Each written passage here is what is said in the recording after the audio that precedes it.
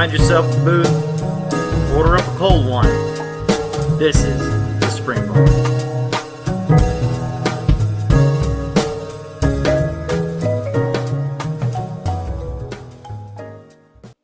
Hey everybody, welcome to the Spring Bar. Glad to have you here, the home of the two Horological idiots. I am Florida Mike, today with my co-host Joe in the OC. Joey, how you doing? Not an expert. Not an expert. We never claimed to be experts. Not an did expert. Let's No. put that. We need to put that disclaimer at the front from now on, I think. You know, not that we're popular, not that we're big, right? Not that we're popular. But Our we've been doing this long enough where we finally have people that are hating on us. And for anybody who doesn't know, that's just a reference to the comment section of our last video. So if you want to know what that's all about, you can go back and check out episode 88 comments and feel free to weigh in if you'd like. But yes, we're Horological idiots, and that is okay by me. Yes.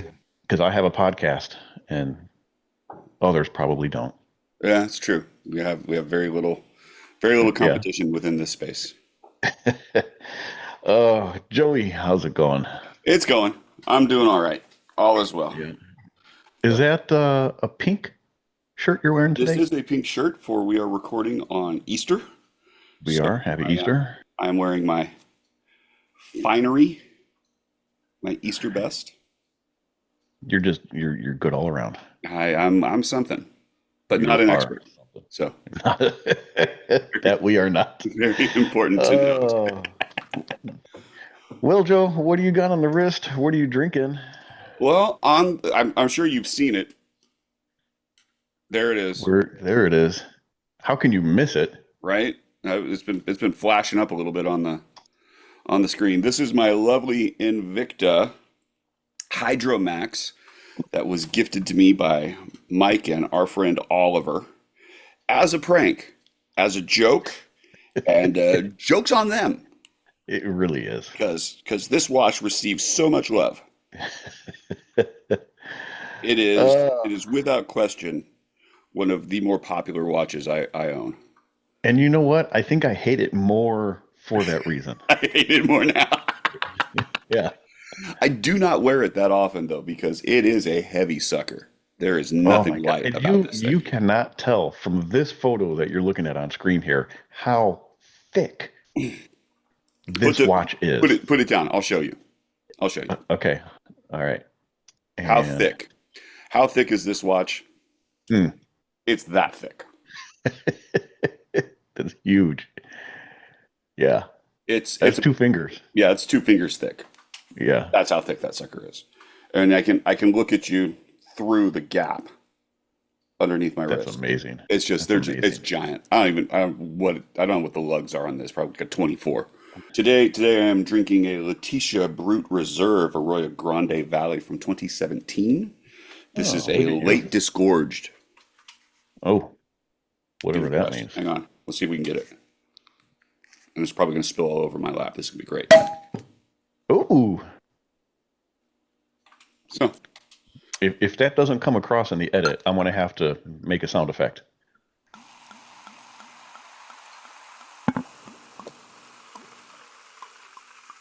I can hear it. There we go. That's pretty good. So, that's what I got going on. How about you? All right. I have a watch that I completely forgot I even owned. Yeah, what the hell is that? This is it's a Sid Ross Deluxe. It's a little skin diver, probably 34-ish millimeter. Really? I found it at a flea market for, I don't know, $25 or something like that. I don't remember that watch at all. Quite possibly as a pin lever. Okay. But it was just a cool little chrome-plated case skin diver watch, and so the strap that you see is the Bulova Corfam strap. What is it? That I just cut out to fit around the lugs to make it look like it's an integrated strap. Because that's what Horological idiots do. I don't know. Like we do. Today I'm drinking another old fashioned, but I have a selection of. Hold on, hold on. I have whiskeys galore, little Mm. little samplers. How many of those have you tried? Just this one so Okay. far. I just got them. So the guy that I work with, we were talking about whiskey and that, and I told him that I ran out of the bottle that you had sent me.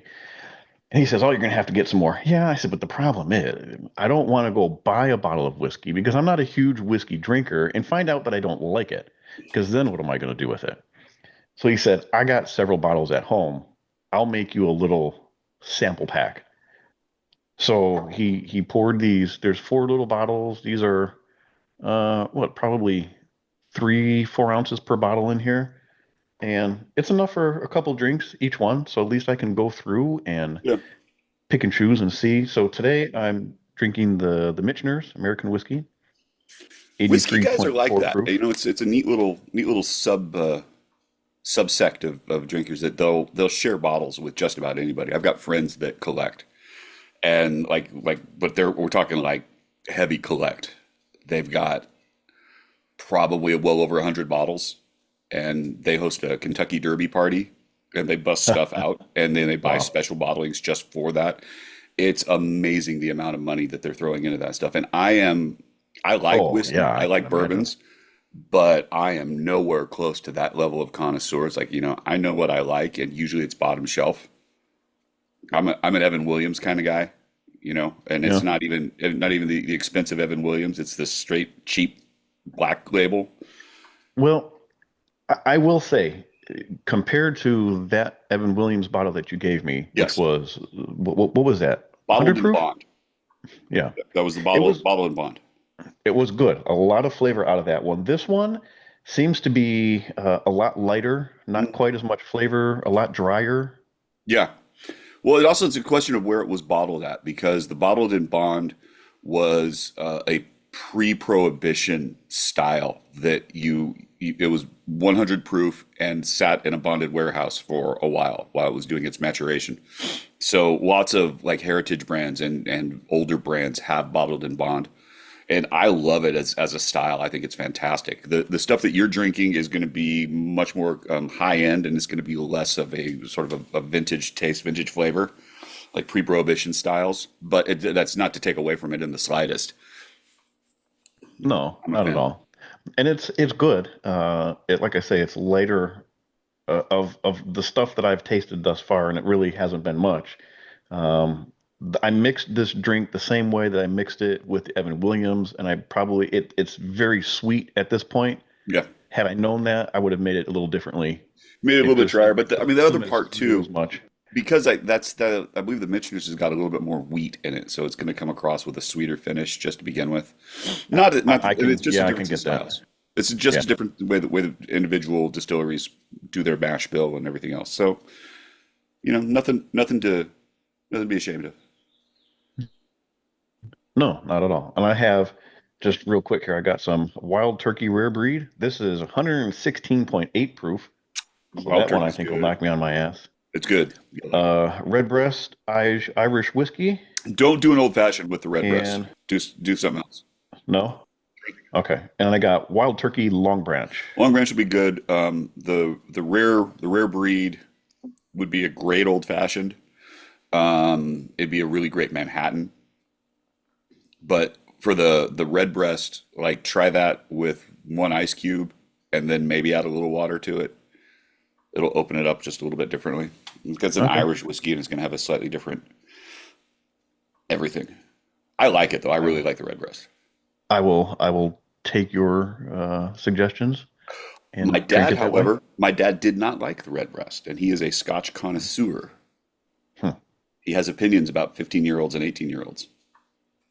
Well, his taste buds and mine are vastly different, I'm sure. See, my opinion about 15-year-olds and 18-year-olds is totally different than his, but then I teach high school, so Yes. Well, mm, just depends on how you approach that. legally, Yeah. I approach it legally.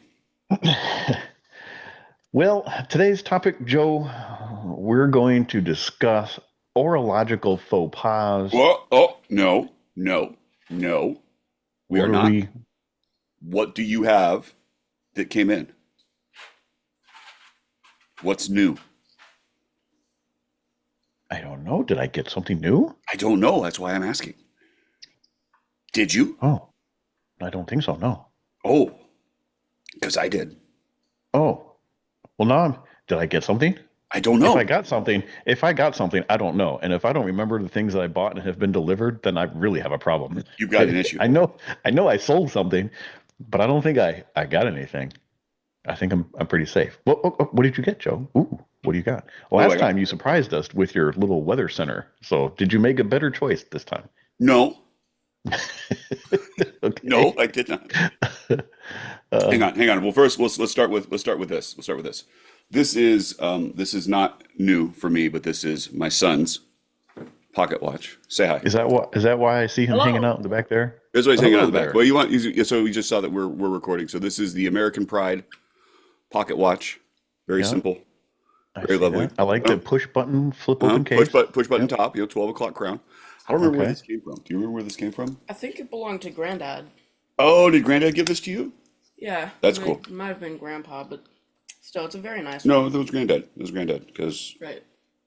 Grandpa's only got one watch, and he All wears right. it. So yeah, no name, no nothing, but lovely little pocket watch. And you wore this the other day when you were fancy dress Yep. with his lovely velvet blazer. Kid's got Oh, style. Just saying. for what did we attend? School, Oh, school. It was just a look at that. fancy dress Setting up. trends. Setting That's my boy. trends. That's my boy. Okay. I have in on loan the Frederic Constant Oh yeah, runabout. that's right. Didn't Oliver we loaned talk this about to that me. last time? Kinda, but Okay. I didn't do much with it because I got this in and I didn't wear it because I was getting Okay. ready to go to I was getting ready to go on a trip. Okay. So Yeah, that's I right. wasn't going to take it with me. So he loaned that to me and I wore it for most of the week. That sucker is a strap monster. I don't think I found anything that looked bad on that. Oh, what? Okay. What? Should I count the ways? You can certainly try, but nothing on The everything worked the on this watch. of everything that you put that on, there were two that actually looked good on that watch. Uh-huh. Would you like to take a guess as to which two I liked? No, Okay. I like the white rubber strap. That of looked course you really did, good on it. which was Yeah. awful. It was It it was was not awful. absolutely awful. I changed it out to a white leather, which was much better. What was awful was the gray and pink NATO that you had it on. Oh, that was beautiful. That was so good. That matches the dial. And you should not, because of the second central seconds hand, the blue on that, you should not be Uh-huh. upset with the blue and the pink. That's straight up Miami colors. Come on. Oh gosh. Okay. And you had it on the shark mesh, which surprisingly looked really good on that. It did look really good. I'm I telling you, liked that one. you get the issue is it's a 21 millimeter lug. Yeah. So if you get this sucker on like a BOR, that would be like a fitted BOR. I can see that. Uh-huh. I think that would just be fantastic. Oh, wait, hold on. Don't we have a picture of it? Oh yeah, look, here. Here it is. And oh, there it is. It's on the mesh strap. Yeah, Yeah. look at that. See, That on the that mesh, on a fitted beads of rice, man, that would be killer. That would be I agree with you, it would. That's surprisingly really good. it's yeah. I didn't think that was going to work quite as well as it did. Yeah. I've got some other bracelets, but to fit that lug, they're like the spring loaded ends, and I'm not going to 21 do is a that. weird size. 21 and 19. I don't know Yeah, why they do that to us. I don't know either. I don't know. I don't get it. Would I say that that watch is a strap monster? I don't know. I will acknowledge that you put it on a variety of straps. Yep. Not everyone was good. You know what? Oliver disagrees with you, and I do too. The only issue that I've got with this is that it's really tall. It's a very tall watch, Okay. and that I mean, okay, so compared, you know, it's Like, did you caliper it? Like, how tall is it? I Actually? don't know, No. probably close to 15. Really, that much? It doesn't look 14, like it's that 14, much. 15. Yeah, it's tall. Okay. And that makes it sit up when you're wearing it, but the display case back is rounded, so it works pretty much. It works better. Uh, it's a really interesting watch because it's not exactly a sports chronograph, although it could be. So I'm not sure how that fits into anybody's kind of lineup, but I mean, it's a good daily driver. Well, uh, yeah, I don't because the whole way that this came packaged in box. This is the Runabout chronograph, and it came in a box with a Chris Craft model boat. Yeah, like what 1/32. It's Whatever, yeah, whatever it is. Um, so is that a sport watch? I don't know. Like boating, they're going through a I don't know boating, if that's which I like don't, if they just somebody had a whole bunch of models that they needed to move and they I packaged it don't, I together. don't understand the tie in to the I boating, don't either. I don't get it. But but that's from how what they're it branding it. is, from what it is, it's a gray dial. It's got a little guilloche pattern on the center. The subdials are nice. The date window we'll talk about. It's really not a bad watch. It's not a bad package. Is it worth the money? Maybe, but if you get it, you'll probably wear it a lot. So, Hmm. it's in that consideration. So And I will say, it's out of the realm of what you usually it is purchase and nowhere wear, close but to it what I would normally get. it did look good on you. I will say that. It's a good watch. Yeah. For me, it's a really good size. I think for Oliver, it might run a little large. It fits me relatively well. So if you're in the market for a chronograph that you don't exactly know what to do with, check out the Frederic Constance. Is this a spring bar top pick? Yeah, yeah. Are we I are I we am willing. dispensing sound collector advice? No, not at all. This is not sound collector advice in the slightest. But I bet you, I would bet you dollars to donuts that if you wear this, you would like it too. You as in me, or you as in the audience? You as in you, the audience is going to do what the audience is going to do. Hmm. But you as an individual, me Well, knowing your tastes, I think that you would really like this watch. you knowing my tastes. Yes, Okay. You remember the strap conversation we I just do. had? I do. But and you Okay. would put it on a completely different strap, and it would still look good. You'd put it on something that's fuchsia or I'd probably put it on a turquoise, light blue strap to match right? that second hand, and it And would probably look pretty good. it would look fantastic. Oh, I'll remember you say that. This watch would look good that way. I wouldn't wear it like that. It would look good. Uh, uh, okay. I'm not. See, this is the thing. I would not do that. That is not my taste. That is your taste, and this watch would still work. Okay. There you go. It So would work better than a Grand Pink NATO. you say that, but that's my fuck cancer strap. So Speaking of horological faux pas, well, now I can talk about that. That's today's topic: the things that we dislike that happen in the horological world. Doesn't necessarily mean that what we think about it is what you should think about it. It's just that in our world of idiocracy, these are the things that we don't like. Joe, sometimes you just got to own it. I got no problem with that. I mean, You just got to own it. I'm good with it. I know I have not been cool. I haven't been cool for a really long time. So I'm good with it because I'm sure the comment was made to make us feel bad about ourselves, but I love it. It's fantastic. I'm it's going to true. call us idiots the entire episode, and it's going to be the best thing ever. So thank you for the content. We'll have to change our tagline. Yeah. Two idiots. Drunk idiots So at that. well, we're headed in that direction. All right, so Okay. you have a list. I have talk about somebody who didn't understand the assignment, right? You were kind of blaming me for that last episode. This Mhm. one, I've got a list of things that really just bug me, and you have one. And I know your list goes much farther than that. We can talk. We can talk about it. My list is not. It's not quite as. My dislikes, I guess, are maybe not as stark as yours. but Okay. they are there, and we'll talk about it. We'll talk about it. Okay. Go for it. Well, first up on my list is the non-functional complications and or gears that are found on a watch. And nobody does it better than Invicta.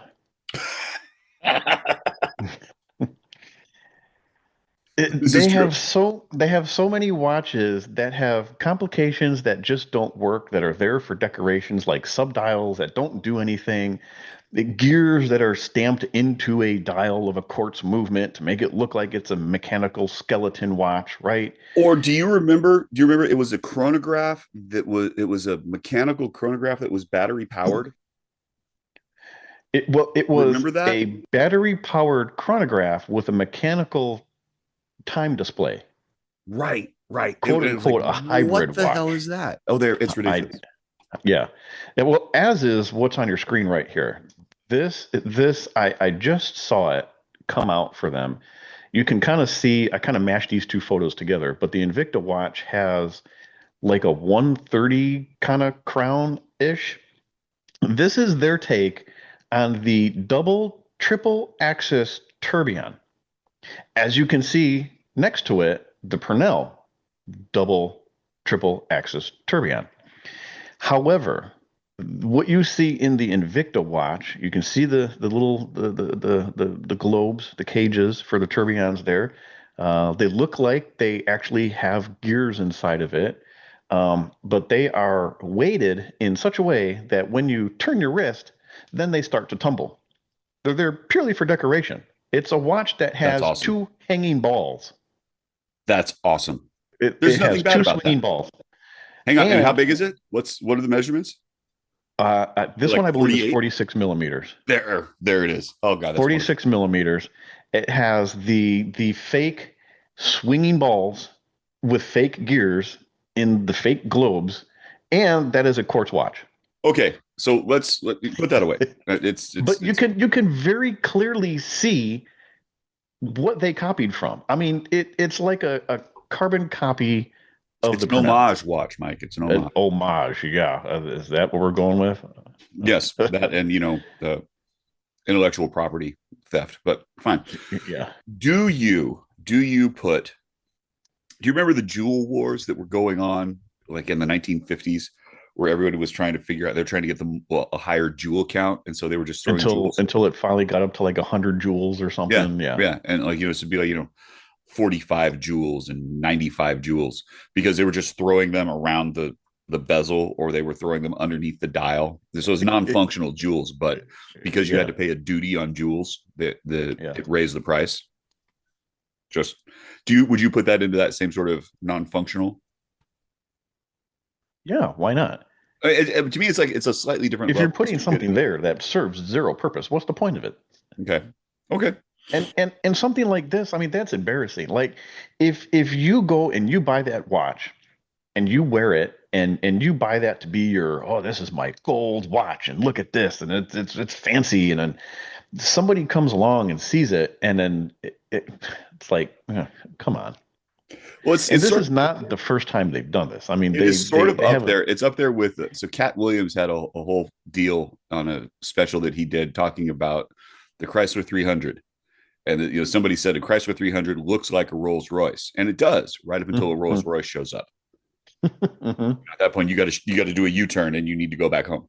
So it's sort of the same thing. It's like if you know that watch isn't going to work, but if you've got no idea, like you're just starting out in horology, you're starting out with watches, you want something that's going to go with an outfit, and you like the big bling thing, you go with that. But it changes. To learn a little bit. What this is? It just popped into my head. You ever see like those giant lifted trucks go down the road and they have the steel hanging ball sacks from the ball hitch? Yes. This is the watch version of that. It is. Yeah. Although I do want to get one of those for my Mini Cooper. I want to get the really big one too, so it drags on the ground and sparks. I think that'd be funny. Great. It'd be really great in a high school parking lot. I'm sure I wouldn't get any points whatsoever. I know. Okay. None at all. Into Next, this category though, into this category, personally, I would throw the Power Reserve on the dial. There are only that's a couple of brands that I that's have. a functional thing. It is a functional thing, except for me, it breaks up the symmetry of the dial. I've only seen a couple done that I really like. Orage did one that it was a gradated set of circles at 6 o'clock, and it looks like Okay. looks like a sub looks like sub seconds, but it was the Power Reserve, and that worked. That's the only one that I've seen that I really like. I don't like the Grand Seikos. I don't like. I don't like the Grand Seikos either. Right. Now, It's functional. I the don't disagree that it's functional, but it just doesn't sit well with me. I would prefer it on the back. I prefer it on the back of the dial. the Louis Gerard, Yeah. the regulator watch, has one on the dial, symmetrically placed at the 9 o'clock. Yeah. How do you feel about that one? Doesn't bother me. Okay. And I don't mind a 9 o'clock sub dial by itself, but the Power Reserve is usually at around 8. Is it 8 or at 10? And that it just doesn't sit well with me, and I don't know why. Well, and I've seen them all over the dial. Yeah. And there's no rhime or reason sometimes as to where they pop up. Right. But if you do it right, it's not bad. And I don't mind them. I don't. It doesn't bother me. Okay. Okay. Next. My next horological faux pas is changing the size and or color and calling it an all new watch. Okay. Case in point. I was trying to find examples of things, and this just popped up. It couldn't have been any more perfect. This is from the Tudor website, and it says, discover the new Tudor watches for 2025. 2025 is a big year for Tudor. When we say big, we mean it. This year sees an all new Black Bay in 43 millimeters.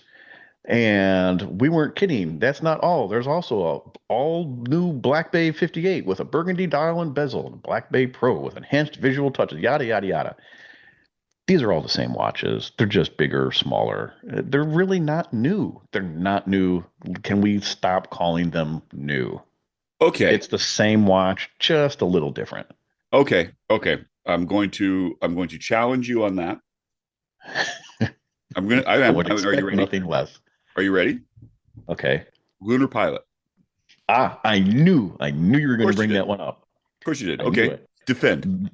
They never called it an all new watch. They said this is the original sizing. They never called it a new watch because it's not a new watch. It's a different size, and they acknowledged that. Okay. But calling, what is it? The Black Bay 66 or the Black Bay 69 or whatever hell number they put in front of it, that's 43 millimeters. It's a Black Bay that's 43 millimeters, for crying out loud. Come on. It's not all new. And their big brother, they're guilty of the same thing. Oh, well, and we all know what I'm talking about. Yeah. So that's let's just cut that out now. My next one, and this is one that I have talked about more often than not, the lazy 24-hour subdial. I hate those. They show up on chronographs. Sometimes they show up on the dial just by themselves. The Bulova Aerojet, the new, those have just a singular 24-hour subdial. It's kind of like a day-night indicator. Yeah. Randomly on the dial. It just doesn't. I don't like them. They're lazy. It's the easy way out to make a chronograph. When there's so many chronograph movements out there that actually function as they're intended to, why do we put these slave 24-hour hands? Well, now I have that photo on here. There you go. Is on that watch. Strap too. Oh my.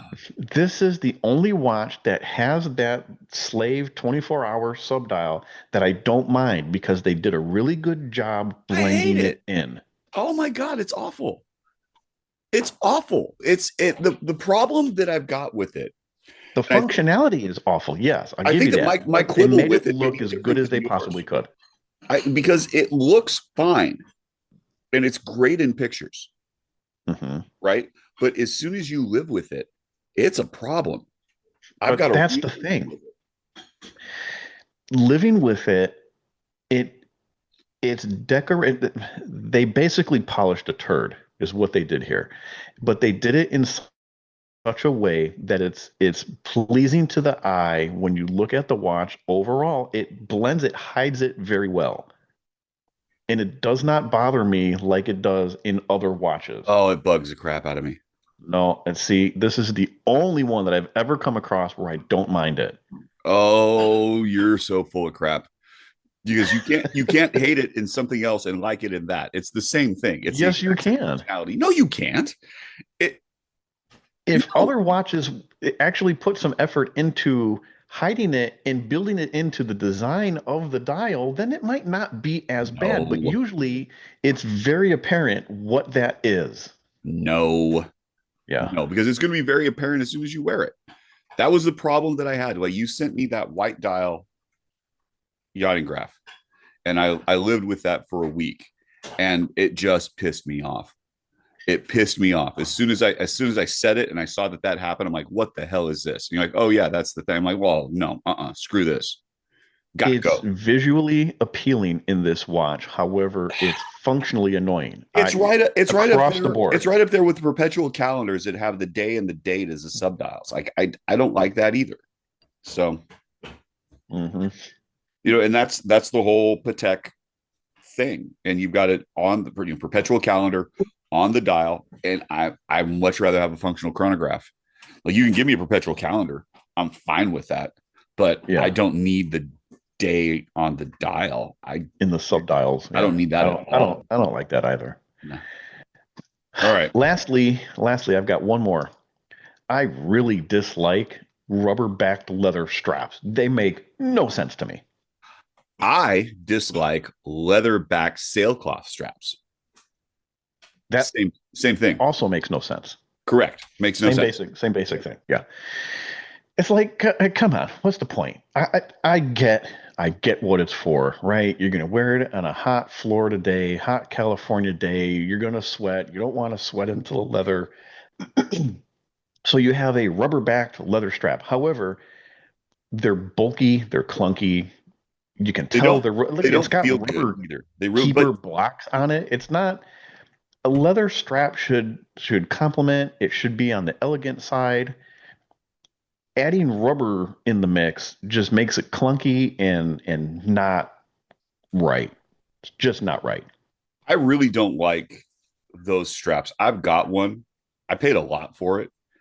Some of these are expensive. Yeah, they're really expensive. And I haven't found a good place to wear it. I haven't found a watch that it goes well on that I'm comfortable with. And in fact, it's a real problem. If we go to the next slide here, this is a rubber-backed, they call it some kind of nylon hybrid material. It's basically whatever their version of sailcloth is. Okay, number one, a rubber-backed sailcloth strap is pointless because sailcloth is inherently waterproof as it is. Correct. Although we I don't believe need rubber backing. Is that the one? That might be the one. It's not even sailcloth.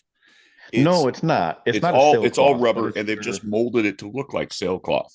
It's their hybrid stitching something or other, whatever they call it. Something. It's like, yeah, it's how much this friggin' thing costs on sale for $218. I don't know. Come on. It's a mess. It's a mess. Like when you're looking at the strap game, what you it's not even that you get what you pay for, because you and I are both proponents of both Strapsco and cheap NATO straps, and the value for money that you get from those two companies in particular, just what they're available to deliver at a price point. And the quality to me is better than the random stuff you find off of eBay, because that's really hit and miss. Whereas when you're buying from those two companies, you've got a little bit more recourse if it doesn't work, Cheapest NATO straps, I think, kind of falls in the category of you get what you pay for. You do, but you don't like NATO straps. So and I've bought other straps from them, and they have not lasted long. They've fallen apart. Oh, really? Rubber is not good. I haven't had a real positive experience with them. I haven't had a negative with them, but I also don't buy the same kind of straps that you do. Right? You got that Python that I wouldn't have touched with a 10-foot pole. Well, that didn't come from I Super know NATO it straps. doesn't change the fact that our strap choices are wildly different. Well, yes, that it is.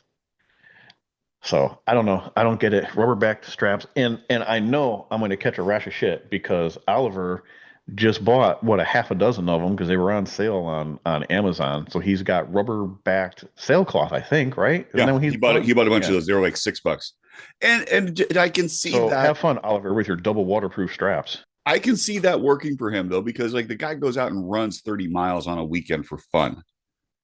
So like he needs a level of sweat proof that I think you and I might not Yeah, be but quite. sailcloth is will do just fine. It should, but you're not going to I get. feel like for him, if that's what he was going to use it for, it would be way more uncomfortable being rubber lined.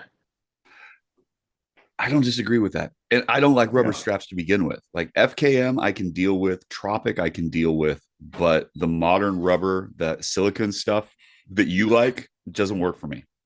I don't care for that at all. So silicone straps as a whole, I generally don't like them. They're very flimsy. They really catch the lint a lot. The ones from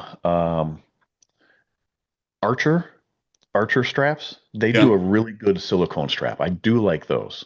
Well, see, that's okay. So that was the white strap that I had on the Frederick. That's the white one that I got. Yeah, Yeah. yeah, you got me that, and it's like it just does not work for me.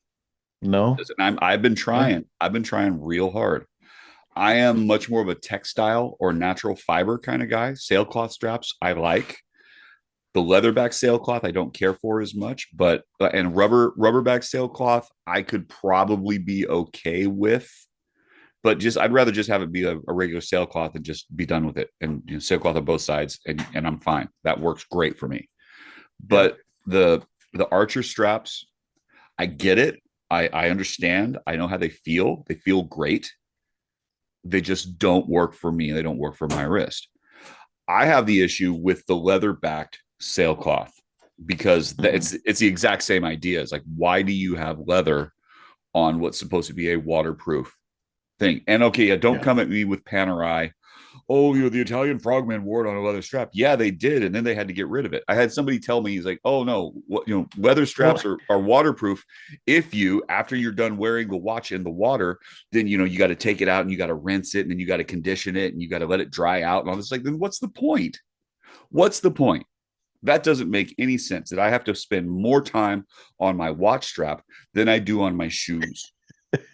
we and in all fairness, you can wear a leather strap in the water. You're just not going to do it that many times. Right. Well, okay, sure. I can wear a mechanical watch in the water. Yeah. Right. It'll go in the water. It won't work afterwards. So whatever. Wait, you can wear a mechanical watch in the water, but it won't work afterwards. That sounds like something an idiot would say, Joe. As long Either as it's that or somebody who has a waterproof, of lot of course you vintage can. watches. You got a choice. Yeah. Yeah. But I'm not taking any of my vintage chronographs in the water. I No, don't I care what wouldn't Oliver either. says. I know, right? He'll freeze his into an He ice freezes cube. it, right? He freezes his vintage quartz, and you can see it ticking through a block of ice. Yeah. God That's bless him.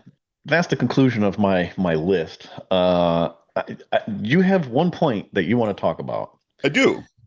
Because I'm which is like the number of things that I don't care for on watches. I don't have a great big thing. I like a well laid out dial, and you can do a lot of different stuff with that.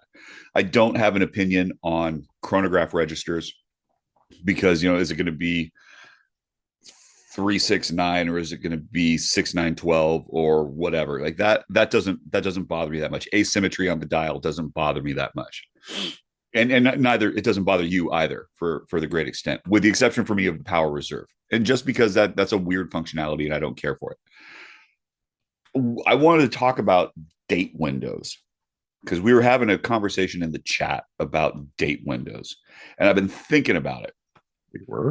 So there's a couple of questions about date windows, like where should the date window be? Hold on. Where was I for this chat? Yeah, you were. It was one of the Norcane, and you were talking about the color of the date window, and it was Oh, well, that blue dial. it was like an ice blue dial, and Yeah, my comment was it had a color matched date disc.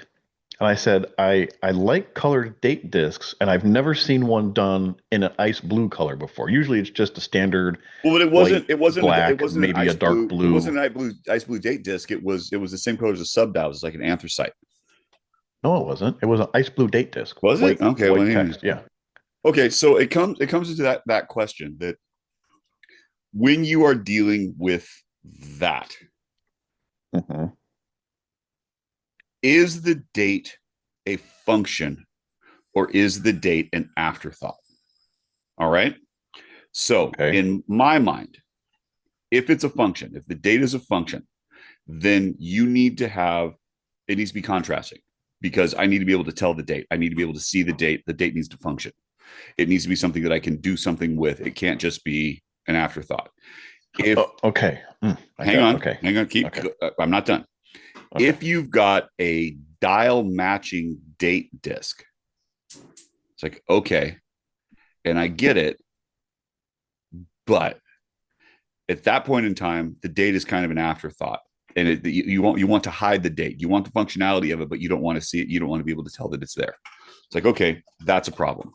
When you've got the weird date placement, 4:30, 8 o'clock, 10 o'clock, like that's just kind of strange, and that makes it more of an afterthought as well.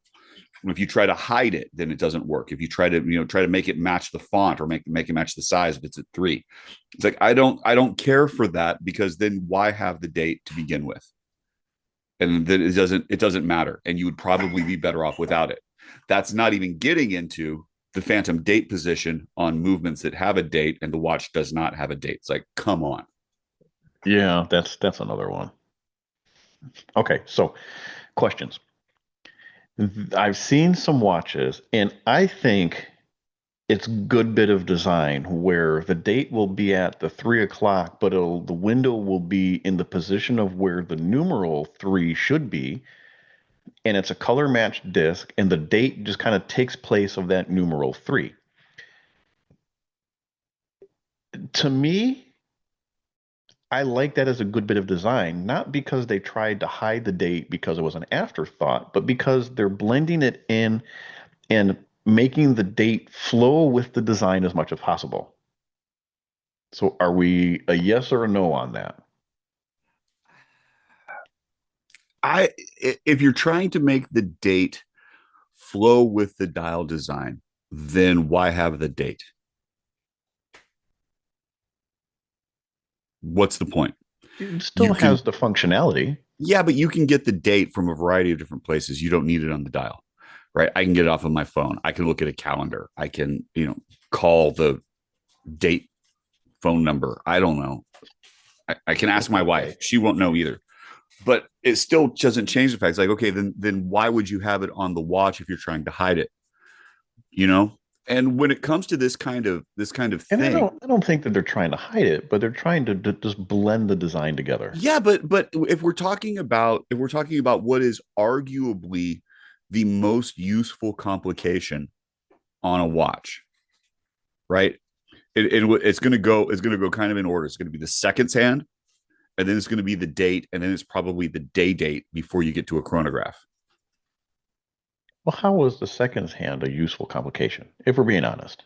Because it tells you that the watch is working. It also gives you a 60-second counter. Okay. Well, and it's an important aspect, right? My Deep Sea A is humming, and the seconds hand is not moving. I have a problem, but I know I have a problem because I can see it. Well, you would also know you have a problem if you check the time 5 minutes later and it still says the same time. This is true. But when we're talking about the kind of rotation that you and I have, right? That watch is sitting in my watch box, the 50 slot watch box. It's mounted up on the wall. That's got all my 666 watches in it. Just saying. And I'm looking at it. In fact, it's like, okay, I'm trying to check the time for something to set. Actually, it was this morning to set the Invicta because I hadn't worn it since daylight savings time. And so, okay, I've got to check and make sure everything's right. And that watch had stopped sometime on the 17th, right? Today's the 20th. And I can tell because I can look at the date window here and it's in the right place and the functionality is there. So it makes a whole lot of sense. versus having to search for it. And it brings me back to my Bulova chronograph D. Fantastic Okay, watch, well, I know fantastic where you're dial. going with this. Well, I but know this where you're is going with this, and I will agree with you on this one. the issue I have with that watch, and you got one also, right? Well, I had one on loan, Right. Okay. So the problem I've got, so I know what you mean. I would forget to set the date because I didn't see it. And it wasn't that they were trying to hide it, right? It's a gray dial, it's a white date disc. It At wasn't the 6 hidden, o'clock. and it was at 6 o'clock. And so it's part of like it didn't tick my brain in the right space. And so I would forget to set the date most of the time. I've gotten used to the watch now, and I'll do it when I wear it. But it took a long time for me to even. And now it's because I know that I've forgotten so much that when I pick up that watch, something about the shape reminds me. Oh yeah, 6 o'clock. Set the date. Hmm. So that a little bit of a side note: the Lady O, the compressor watch that I have, has a 12 o'clock date window, which I find very odd. But I just love the quirkiness of it, just because they were it's a bold great enough watch. to put it at 12 It's o'clock. absolutely a great watch. But yeah, that one would be hard to manage too. Yeah. Hard to deal with. Now, the very controversial 4 o'clock, 4:30 date window. Yeah. I don't. Okay, so this is something that I'm wrestling with right now. Bulova just came out with the new Marine Star, the Marine Star Heritage, which looks like the Corelli case Marine Stars from the 70s. It's a good watch. It has the 4 o'clock date, or what is it, a 4:30 date window, I think, on that particular one. 4:30. It's don't functional. Like that. It's a functional date disc. It's there for a purpose. I don't like it. The reason why I wrestle with it is because I very publicly said that I was going to purchase that watch for my 45th birthday gift to myself. And I like the design of the watch. They put the 262 chronograph in it. It looks great. Sapphire bezel. I mean, the whole nine. My eye cannot stop looking at that date window at that position. I just can't, man, I don't know. Hopefully in person, it's a lot better than what it is in pictures, because as we've always said, you got to see things in person. I'm really curious about that one. I'm really, really curious about that one based on the size, because I know that it is correct. Like that's a big cased watch. It's the correct size. I think they list it as like 42.8 millimeters. Yeah. So for all intents and purposes, it's 43, but that's the original size.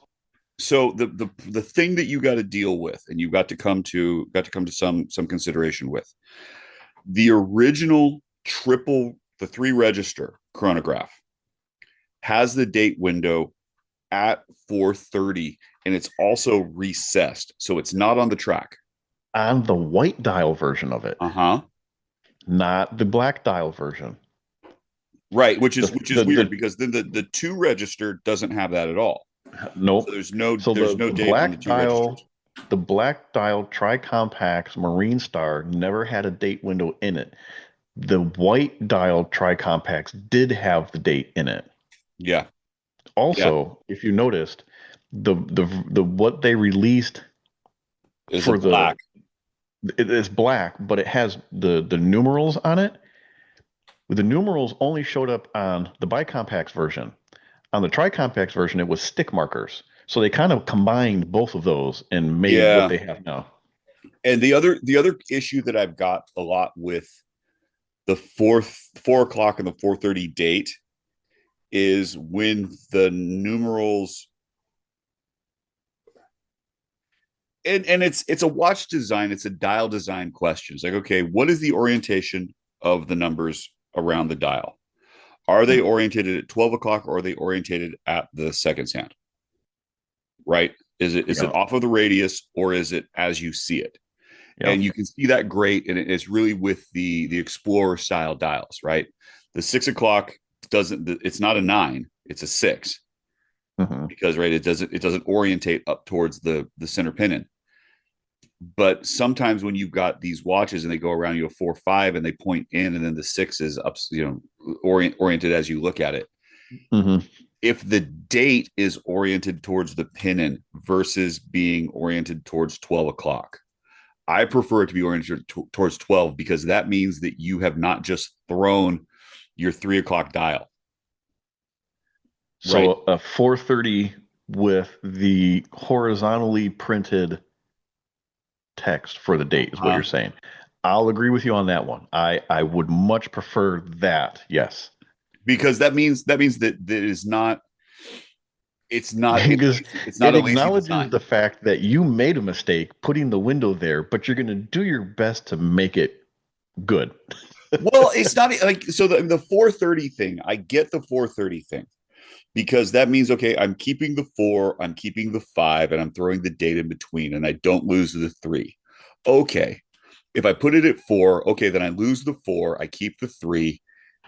All right. But here's my problem with that is once you do that, and especially when you do it on a chronograph, you have a very cluttered quadrant. Oh yes, Very cluttered. And yes, I yes, don't yes. like that clutter so much. And it's also it's the issue when it comes to this Frederic Constant, right? The date window is at 6 and it's in the subdial, and so it has taken up a ton of real estate in the 6 o'clock subdial. And you run into this problem when you start throwing a date into a tri-compact chronograph. That's like, okay, you've immediately got a problem and you've got an issue that's going on with that watch because now you're trying to crowd all the information. It's like, okay, and like the Speedmaster with the moon phase is a great example of that. Like they throw the moon phase at 12, but now you've got something at 12, 3, 6, and 9, and it's all the way around the dial. It's like, okay, is it too much information? Yeah, it might be. Yeah. It might be too much information.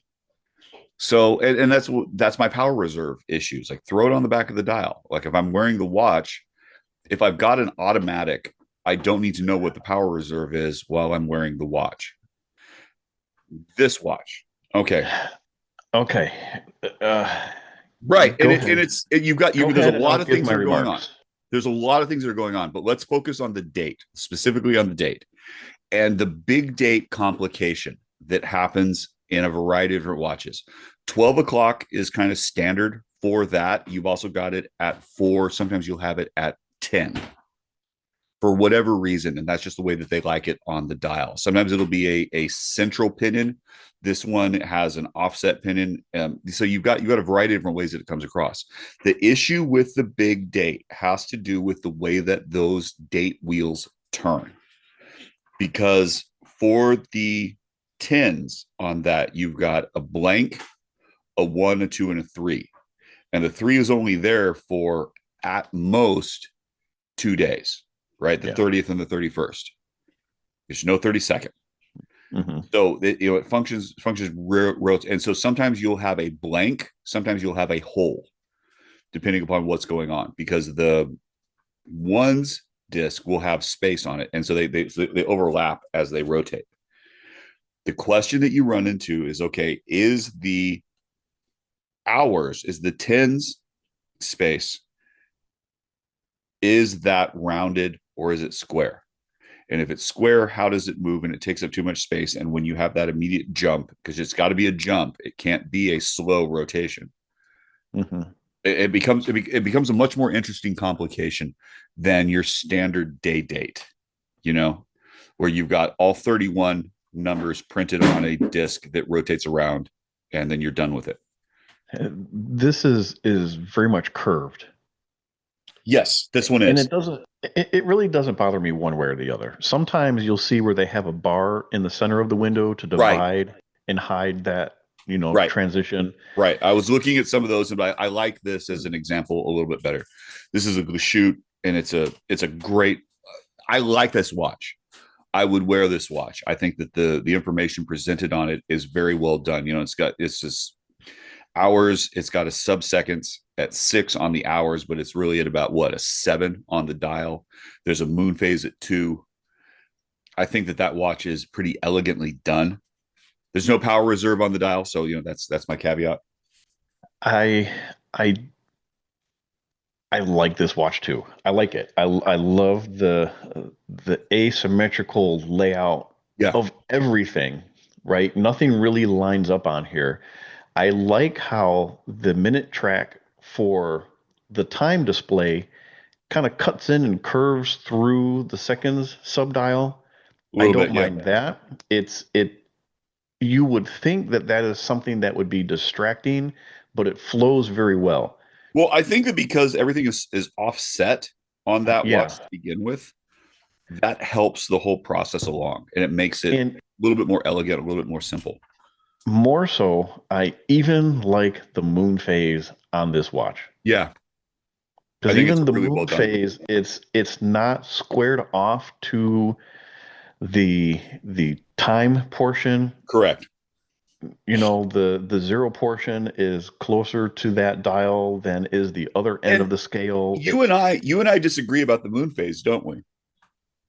I love it as a complication. You don't care for it quite as much, I don't think. I really don't. It takes really good design for me to appreciate a moon phase.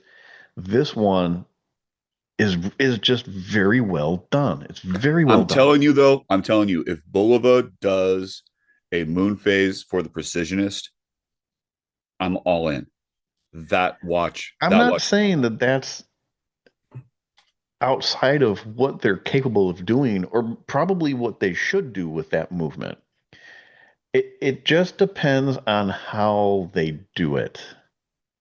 Well, we need to start making our opinion known because of our tens of listeners, at least two of them work for Bulova. Hi guys, we're thinking of Yeah. you. Last calls, Joe. You've got an interesting last call here. You have the topic of regulator watches, and I'm curious, and we've discussed this. If I can take the lead on this for a second. Go ahead. You say that you don't like regulator watches Correct. because your main purpose for a watch while you're at work is to be able to tell the amount of time you have left in any given hour. Correct. Okay. In a regulator watch, your hours, your seconds, and your minutes are all separated. They all have their own subdial and or hand, Correct. right? It was separated apart for greater accuracy and time telling. Now, most of the regulators that I have come across all have a very large central minute hand, which to me screams, look at me, I'm the minute hand. You can see exactly where I'm at. And you should have no problem wearing a watch like that to be able to tell how many minutes are left in any given hour. Now, please explain to me why that design doesn't work for you and a standard three hand design is much better, because that makes no sense. Regulator should be perfect for your application. He's taken a very large drink and he's off. I feel about this the same way I feel about slang when it comes to text. People that use Okay. RU with the letter R and then the letter U, or they Okay. use the number 2 for TOO or TO. Yes. That takes more time for me to translate than it does if you would just use proper English. I But like it's a punctuation. very large I am not central done. minute hand. I am not done. If I have got to take time out of my mental acuity to figure out what is where on a specific dial versus this watch, and we'll use the Invicta because it's a big ass fucking Invicta. I can look at the time. I can tell you what time it is. I don't have to think about it. I don't have to look at subdials. I don't have to do any kind of mental math in order to come up See, with and it. I'm looking at that and I'm trying to say, okay, well, there's the hour hand, there's the minute hand. Great. This watch, look at Right. how big that minute hand is. That's What is it great. pointing at right now, Except, Joe? What is it except, pointing at? What is it except, pointing at? What is it pointing except, at? doesn't matter. That's not the issue. The issue is that I have enough chronographs that the center hand is the chronograph seconds. It's not moving. Case in point. Center seconds hand, it's blue, it's not moving. So now I've got to do some kind of because it's got subdials, which means it's a chronograph in my head, because all I have is chronographs that have subdials.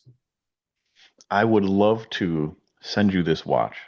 However, I don't trust anybody with that watch to ship this watch from Florida all the way to Los Angeles. Okay, that I can get behind, right? It's not that you don't trust me with the watch. You just no service. I would absolutely trust you with this watch, and if one of us were to be in the same room again, I would hand it off to you, and you know what? I would love to see you take that live challenge with a regulator. I would take that challenge. I would love to see you live with a regulator and tell me that it does not work for you, because I absolutely believe that it would work for you. I would be really curious about that, because for me, being able to tell the time at a glance is a bigger deal than anything else. And the regulator for me does not fit into my time telling quickness. You will hate the hours subdial. You will hate it. Yes, but absolutely. For the purpose of telling how many minutes are left in a given hour, it's ideal for you. Ideal. They don't make it any easier. If you say so. I don't see it. I don't see it. You could be right. I don't trust any shipping carrier to send. Okay. Your luck with every shipping carrier. Have you dealt with DHL? Yes. In fact, DHL is the only one that I've gotten a timely delivery. Okay. Then here's the issue. DHL has never worked for me. Really? DHL, I have not had a DHL delivery on time or to the right place ever. And so this is our problem between the two of us. That it works for you, but so you could not ship it to me via DHL and have it arrive correctly. The only, and oddly, the only delivery service where you can send me something on a Wednesday and it will show up at my door on a Friday is the Postal Service. The Postal DHL, Service. wow, that's really funny, dude. The Postal Service will get stuff across the country in 2 to 3 days. It takes me forever to get anything from here to New York, here to Chicago, here to anywhere. But if I send you something, it's there in 2 days without fail. But this will be the exception to the rule. Of course it will. Of course it will. Yeah. 100%. How do we get in touch, Mike? Well, today you and I make up Spring Bar Podcast. You can find us on Instagram at the Spring Bar Podcast. You can email us. In fact, don't email us. Just go to the comment section and leave comments there. On a personal level, I am 120 clicks, all spelled out. One long word, 120 clicks. Joe. I am Watch Taylor Youth, all one word, EUPH. Do we have a challenge for our tens of listeners? What, that people that don't do anything that we ever ask anyways? Yeah, those ones. Yeah. Leave a comment. The challenge is to go back to episode 88 on YouTube. Find the Horological Idiot comment and just weigh in. Let's start a conversation with that. Perfect. That's your challenge. Perfect. For this week. There you go. For these 2 weeks. Yeah. Solid work right there. Until everybody comes to our rescue, Joe, in the comment section. God damn. Cheers. Cheers.